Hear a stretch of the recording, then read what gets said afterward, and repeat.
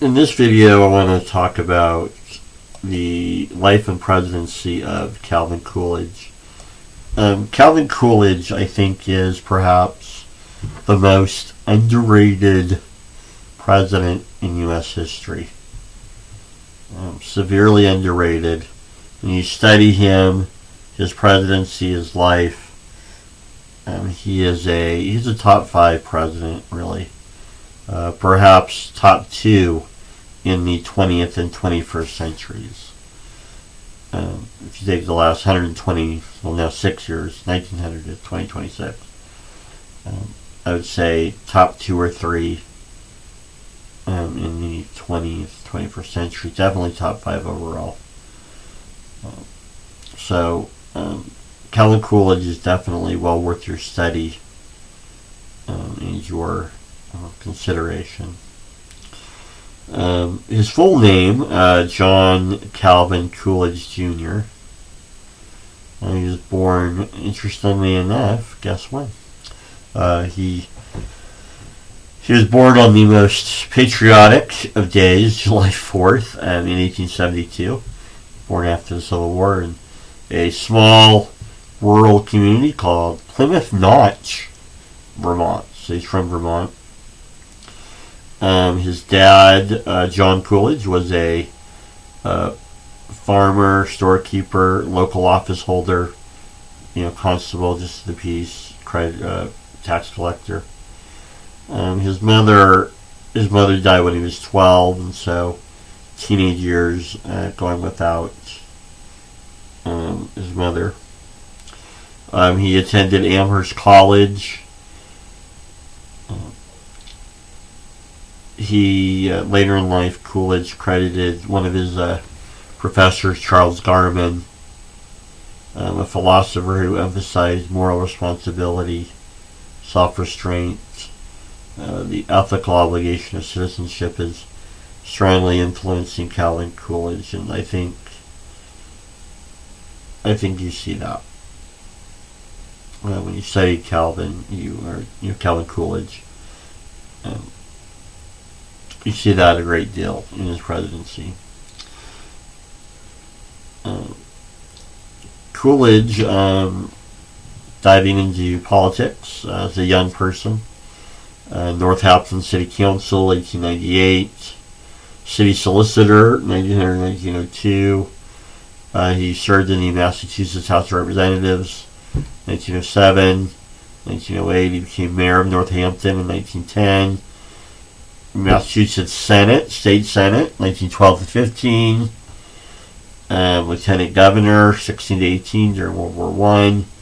Ultimately becoming Governor of Massachusetts in 1919 to 1921. His most famous episode, or the most famous episode during his governorship, is the 1919 Boston police strike. Boston officers were attempting to unionize, and when they were unable to do so, they walked off the job. What did Coolidge do? He called in the state guard.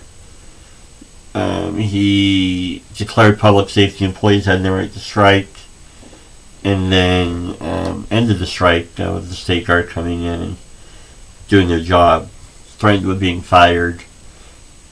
They come back. His famous quote from that era: "There is no right to strike against the public safety by anyone, anywhere, anytime." And so that's a strong statement of having public. The public's the public, and the public is number one, right? Coolidge, as a political philosopher, believed that government is a limited moral instrument. Government should maintain order, enforce contracts, protect rights. Beyond that, it risks undermining individual initiative and moral character. Public spending is not just an economic issue, but a moral one. Debt burden future generations without their consent. And kind of that rejecting that progressive idea of somehow the government could somehow, create a perfect society. Coolidge's political philosophy rejected that. What ends up happening in a government that decides that it can, just by legislation and political power, create a utopian society, becomes a totalitarian society. Coolidge rejected the activist presidency of previous presidents like Theodore Roosevelt, and Woodrow Wilson. He argued the president should not dominate Congress. The executive should administer, not legislate. And stability and predictability were virtues in and of themselves. He was fiscally conservative, meaning the laissez-faire economics, kind of popularly talked about, where government does not have a large interest in the economy, picking the winners and losers, and manipulating the economy. Coolidge believed in balanced budgets, low taxes, reduced federal spending, paying down the national debt.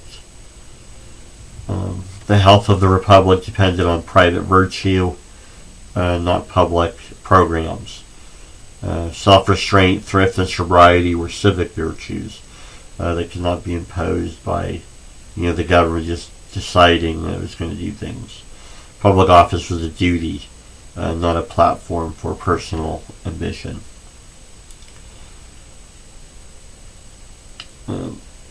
Coolidge was, in the election in 1920, Coolidge was Warren G. Harding's vice presidential nominee.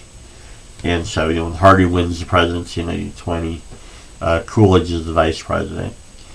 When Harding dies in August 1923, you have Calvin Coolidge as your president. So,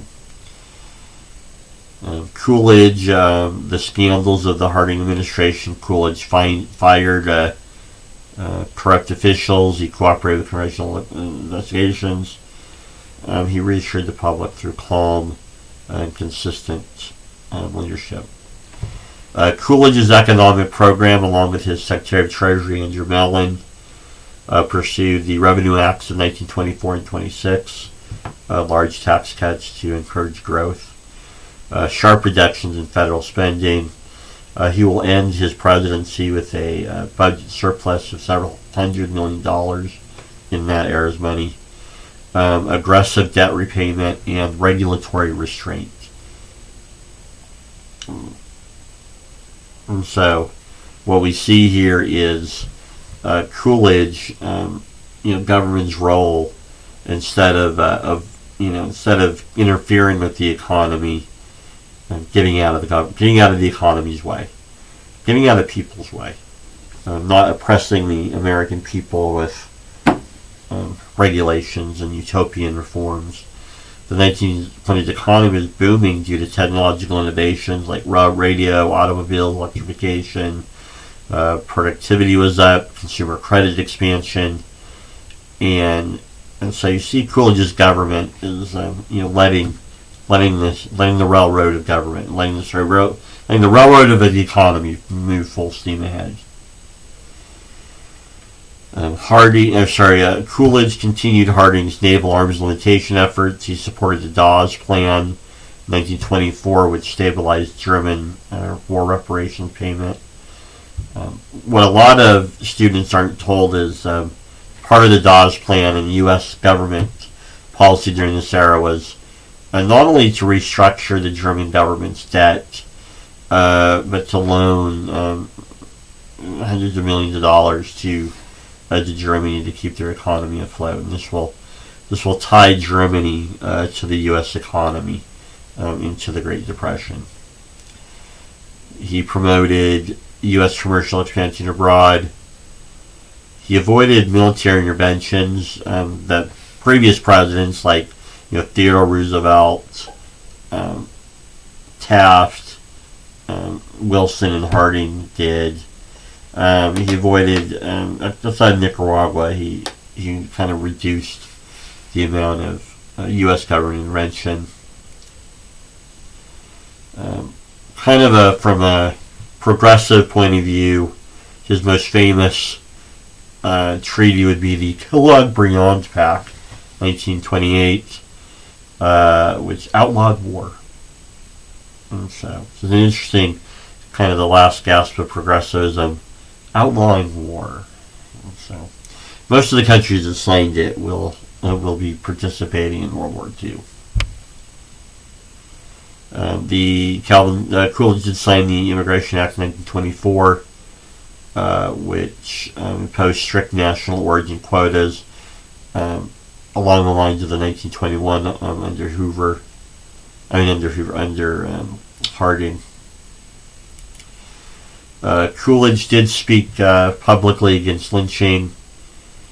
He did support federal anti-lynching legislation, which is blocked in Congress by Southern Democrats. He did, very rare for the era, he appointed African American or black individuals to federal posts. And he addressed the NAACP, praising black contributions to American life, which presidents generally didn't appear before civil rights groups like that. He is known as Silent Cal, a reserved personality, quiet, at least publicly, but he was a prolific writer. In private, there are primary documents. In private, he did carry on discussions with reporters, and so he was loquacious privately, I guess, but publicly the image of a solid, quiet leader who led the republic, who cared about liberty and freedom and business and American prosperity. The famous apocryphal story is that he announced his decision not to run in 1928 by walking into the press conference, handing out slips of paper that said, "I do not choose to run for president in 1928," and leaving the room. He felt 10 years in Washington was enough for any man, and the presidency should not become a man's personal possession. Remember, this is the era where you could run, for more than 2 terms. As long as you kept winning, you could run. And so, kind of viewing, him, he's done with the presidency. So that was Calvin Coolidge. Once again, I would like you to consider Calvin Coolidge, study him. I think you'll agree to me, he's perhaps one of the most underrated presidents in U.S. history. Again, historians generally are registered Democrats, politically progressive, or farther to the left, and so they generally don't like Calvin Coolidge simply because he's not on their team. But I'd like you to consider him and study him. We would do well, I think, to reflect more of his political philosophy in the life of our republic.